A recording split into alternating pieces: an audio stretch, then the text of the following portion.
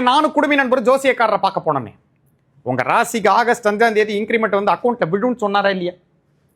5ஆம் தேதி மெசேஜ் எடுத்து பார்த்து ஏதோ பெட்ரோல் போட்டது கேஷ்பேக் வந்திருக்குன்னு நினைச்சேங்க. பார்த்தா அதான் இன்கிரிமெண்ட்னு சொல்லி கூட இருக்கிறார்.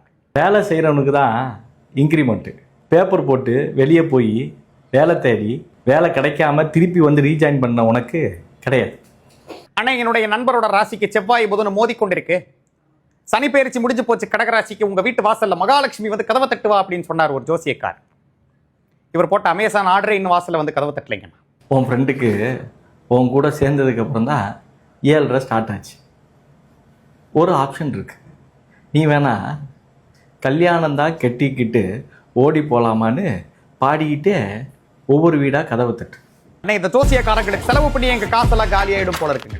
எதுக்காக செலவு பண்ணணும்? காலையில் நியூஸ் பேப்பர் வாங்கி பார்த்தாலே என்ன ராசிக்கு என்ன பலன். அது சரி, நியூஸ் பேப்பர் படிக்கிற பழக்கம் இருந்தால் தானே.